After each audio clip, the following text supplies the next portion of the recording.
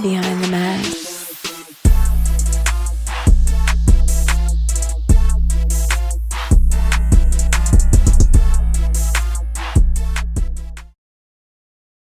We're back, Radio Row, with the homie, AJ Greene, one of the top football content creators out there. You can follow him, AJ Greene 15 on TikTok, doing your thing everywhere, taking over the nation, bro. Spikes, I know Spikes don't know about this, you know what I'm saying, because he ain't on social media heavy like that, but. Look at the cheese, look at the cheese, You know what I'm saying? First of You all, know what I mean? look at the cheese. I tune in for good content, and this man don't have good content. He has great content. Facts, factual, He had me in the first half. You I was got like, me like that.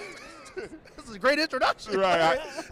How you doing though, man? I'm Out here, great. Radio Row, Super Bowl and everything? Yeah, I'm great. It's been a good time out here. So far, so good? Yeah. For sure. I seen you doing your thing, little flag football out there too, bro. You got some game? Yeah. Coming again tomorrow night. Check it out. What position? I'm receiver. Receiver? Yeah, it's gonna be the first time I was in cleats in almost a year. Yeah, it's still gonna get shiesty. I still always got a good go ball in me. I don't see, but them hamstrings though. You got a good 9 route left in? Yeah. What them hamstrings sitting on though? No, they gonna be all right. All I gotta do is get a little band in the warm up. I'll be all right. I mean, I don't got Jalen Ramsey out there. I'll be all right. Oh man. Yeah. So you pretty much on monster competition then, what you're saying? Nah, they ain't gonna be close enough to get lost. I'm talking second stack, got it. You know what I'm saying? About it is. And then I got Cam Newton throwing me the ball. Oh yeah. You know he got a big arm, so I'm gonna tell him 2 seconds, put it up.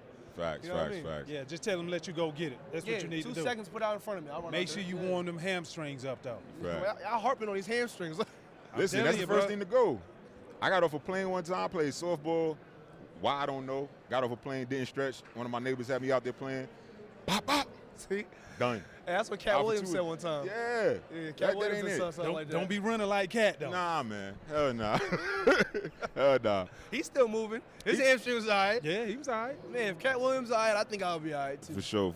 Yeah. So tell the BTM audience, man, how'd you get into content creation? Obviously doing your thing on that side. You know what I mean? How did it all start? It was actually an accident. You know, it was the 2020 NFL draft. I was coming out of college. The whole world shut down. Yep. You know, and that was when everybody in the world was on TikTok. And I'm looking at a bunch of people doing TikTok skits and stuff. And like, I've always been like, you know, a little kind of uppity, kind of goofy dude. It's just nobody recorded it. You know what I'm saying? I'm looking at people doing that. I said, I could do that. So I posted a video one day. You know, got a couple million views. Go on Instagram, you know, Sports Illustrated, Sports Center. Because, you know, no sports is going on. Yeah. So they're thirsty for content. So they're scouring through looking for anything sports related. You know, I don't care if you was juggling a golf ball. They're going to post it and tag you. Right. You know what I'm saying? So they're posting it. And then all my friends like, bro, do it again. So I did another skit, part 2. Exact same thing. Now they're following me. And they're DMing me like, yo, bro, like, keep doing these. I'm like, that's like the day Sports Illustrated and Overtime and Bleacher Report is messaging me, I thought it would be something playing related. And y'all messaging me over some jokes. Right. You know what I mean? So then I just kept posting it. Next thing I know, I wake up one day, you know, I got 100,000 followers.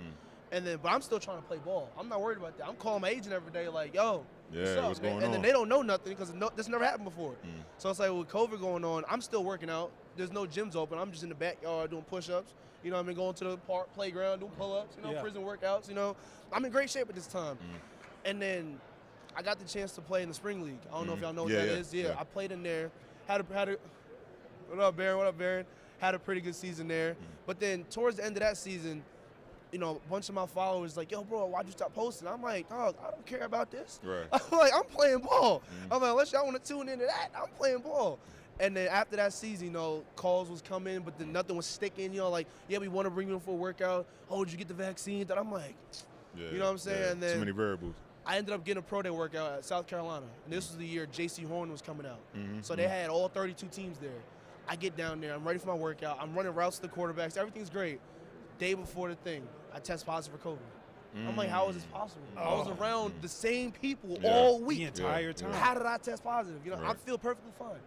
I retest. It's negative. They say, yeah, well, you need 3 negatives. I'm like, it's tomorrow. I can't. Yeah. So then I flew back home. I'm crying my eyes out, crying. I'm like, bro, that was my shot. I was in great shape. I was running a good 4.49. Yeah. Good for.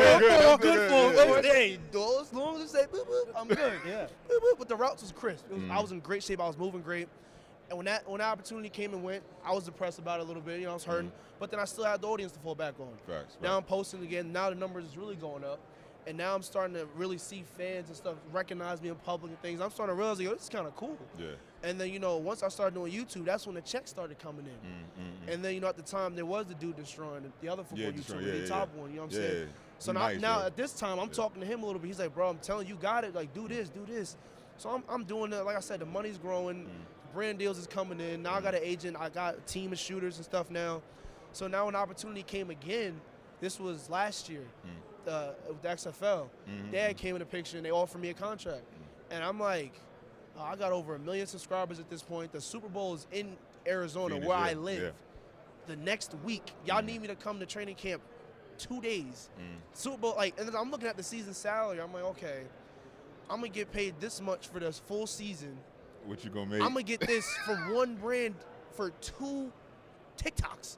You know what I'm saying? For two videos in 2 days. That's a no-brainer. Like, oh, wow. And then with the XFL, it's okay, best case scenario. And then it's like, they went through 3 drafts. They didn't pick me up, didn't text me, nothing. They just happily was like, hey, we want to bring you in. I'm like, I have no problem coming in and proving I belong here. But I'm thinking realistically at this point, I'm okay, I'm going to get in here, probably eventually work my way into the ones. Best case scenario, I'll get an opportunity with a team, probably end up on a practice squad, maybe one day wake up cut. It's like, at that point, I just wasted 9 months. I could have just been buckling down on this. And then, there's been a couple times where I'll be at certain events and I'm standing shoulder to shoulder with, DeAnthony Thomas, DeAndre Hopkins, the kids walking past them. AJ. I'm like, y'all know what this is? They're like, no. I'm like, that's a fact. Like, that was my real moment of like, yo, I'm actually doing something here. And then it's like, whether I was playing or creating, my whole goal was to just impact. The next generation of athletes. So I kind of just realized I found a way to do it without getting that messed up back. Without messing up the hamstrings, without getting cursed out at 5 in the morning, you know what I'm saying? So like, without having to worry about getting cut and replaced. And you make your own schedule too. Nah, I still don't do that. For real? Still don't do that. I didn't even know I was coming here until this morning. I woke up and said, hey, what time you getting in? Getting in where? You know what I'm saying? Radio Row. Oh, I'll be there. You know what I'm saying? So nah, I mean, but I do get what you're saying, though. I do have a lot more freedom. More control, I should say, of what you choose to do, you know what I mean? What I choose to do, what I choose to eat. Facts. What I choose to say. Facts. There's a whole different side, and once I kind of, I don't want to say hung the cleats up because the urge is still there. Right. And the opportunity that never leaves. Yeah, the opportunities still sneak in, then I'm like, I'm 25, I'm 25, I still got a little something. Or like I'll go out and run some ones with like a NFL caliber starting player, and I realized like, oh, I'm still got it. Or like, out in Arizona, Exos is out there, so a lot of like the DB prospects is there. So I'll go on the field and I'm realizing like, I'm right here with y'all, you know what I mean? Or like some of the receivers, they like, yo, where you play at? I'm like, nowhere. So you hear that enough times, eventually you start getting curious. Like, can I still do it? But then every time I start locking back in, here come a year-long deal, and I'm like, like, all right, that'll do it. That'll do it. That's guaranteed money. The beauty of what you've done is, like, it's all about experiences. You played the game, and you're one of the best in the game when it comes to content creation. What has been the best experience so far from you over the past 2-3 years that you've experienced because of the big climb in the content creation? Honestly, the best experience was right over here with the WNFC, the Women's Football League. Because I was able to, I've been to the events where like kids are losing their mind, lining up, you know what I'm saying, following our car. We've done that, so like that cold thrill kind of came and went. And then now I'm thinking longer term, like an impact, like a long lasting thing. So it's like when you look at women's football, that's a growing space. And then it's like there's not enough people talking about it. So when I realized like, yo, I got a lot of people that care about what I say or care about the things I choose to show and hype up. So when I just went out to an event one day and my audience loved it. Dope. And I was like a light bulb was off. I was like, yo, I could really pioneer this. I could pioneer this right here. And it's like, from the time I started to now, a lot of that negative comments kind of dwindled off. I'm sure people might still think it, but they're not saying it anymore. They might not feel like my comment section is a safe space to be negative about it. And like it's kind of cool seeing the women really coming together and really care about it. Like not just doing it, like they actually care about it. Yeah, shout out to OJ. That's a Jenkins. Yeah, and then her energy is amazing. Her energy. I'm sowing that fetal of energy. So when I meet her, she's like, what's up with you? Like if you would have seen us first meet, you'd have thought we knew each other for years. And I instantly was like, I like her. I like this. You know what I mean? And then Sure. the women, you know, they kind of just bought into everything I was doing, you know. And they also understand, like, this is, like, the way the world's headed, this is about content now. Yeah. Like, it's not enough to just put a good product on the field. You got to actually have a story to you. You know, like you talking about sharing stories, you know, that's also another way I, you know, ended up, you know, blowing up on social media. You know, I was real with my audience. I told them everything I was going through, you know, all the thought process of all the identity crisis of whether I want to play or whether I want to create. You know, that transition tough. Yeah, and it's like once you get your audience to really care about what they're watching, you got them. You know what I'm saying? It's like now I could go film them washing cars, you know, for a fundraiser. They're going to tune in. I mean, they might tune in for something else, but that was a terrible example. But you know what I mean. but you know what I meant though. Like, you know, now it's like they care about it, so they want to see what they're doing. If I post a link like, hey, you know, the women are trying to do this, all the boys are like, let's do it. You know what I'm saying? So it's cool that they're not looking at it and going, oh, I don't want to see this. You know, it's kind of cool. So you talked about the kids and the impact you have when the celebrities are around you, but they come up to you, right? We've had our starstruck moments when we first got to the NFL, like, yo, this is such and such. Mine was, damn, yo, that's Jerry Rice. So has there been anyone, who was that moment when you was like, damn, this is, twice. Who was it? And it's crazy because the first, like, 2 years of, like, doing this, I always knew I wanted to meet him. My whole life, I'm talking, I got his jersey signed on my wall, you know what I'm saying? It was my screensaver all of middle school, you know what I'm saying? I would meet so many people, you know, I would meet Ray Lewis, and I'm like, oh, that's Ray Lewis, you know what I'm saying? Oh, I say Saquon Barkley. Oh, it's not so dope, what's good, bro?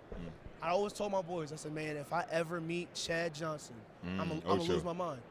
And nobody believed me. And we was at an event, and I was with Sarah Vivon, and she was like, so you like Chad? I could get you to meet him. I said, how? Like, I met you yesterday. How could you get Chad? The next day, she was like, there's someone for you to meet. I said, you lying.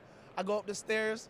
I peek over. I see that bald head. I said, yo, stop playing with me. He turned around. I'm talking instant tears just dropped up. It was instant tears. All my boys was like, I looked at them. I said, don't do this. I told y'all this would happen. They like, bro. I said, bro, y'all don't understand. Like, you talk about someone that really got me through, you know, push. Like, every time I wanted to quit, I would just go on YouTube and watch him, you know, or just, he was it. You know what I'm saying? So when I met him, I just felt, as weird as I felt complete. I'm like, yo, like, I made it. You know what I mean? It's like, this was what I wanted. This was it. This was my moment.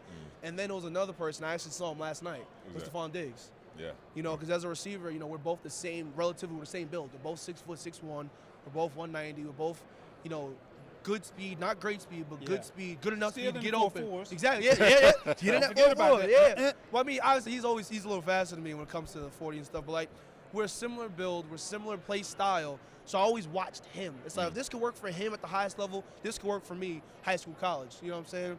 So I watched him. And then last night, we're at the Gatorade party. I look up. He looked at me. I looked at him. I'm like, you know what I'm saying? He kind of came in my direction. I had a drink. I took a deep breath. Okay. I said, hey, bro, big fan. He said, yeah, bro. I said, I see what you're doing. He walked away. I went, so those are the only two people. Everyone else, you know, it's cool. But oh, snap, so-and-so. You know, like, you know, earlier, I don't remember who it was. Somebody walked past, and it was just like a whoa. Yeah. And then go back to what I'm doing. You know what I'm saying? Like, you know, like I work out like Brendan Rice. You know, I seen Jerry the first time. Like you said, I seen him. I was like, yo, that's Jerry Rice. Yeah. All right, so what y'all want to do tonight? You know what I'm saying? Right. But like when it was Chad and when it was Steph, I was kind of just stuck for a second. Like, yo, this is who I modeled my game around, and you're right in front of me. You know, so that was just a cool moment. So best celebrity DM from the women's side, though. Like that I've received or that I've sent? I mean, if you want to tell who you sent the DM to, go ahead. Two-part question. Shit, me, I'm still working on a Bella Danger. Still working on a Bella Danger. Yeah.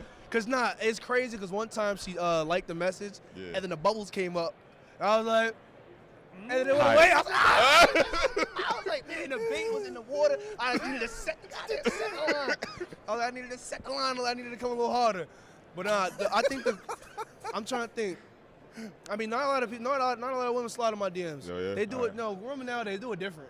They just like your story or something. You know, they'll like a picture and then be like, no, do what you do. I'm like, I didn't see that. You know what I'm saying? Right, so like, yeah, not a lot of women slide in my DMs. They don't come in there.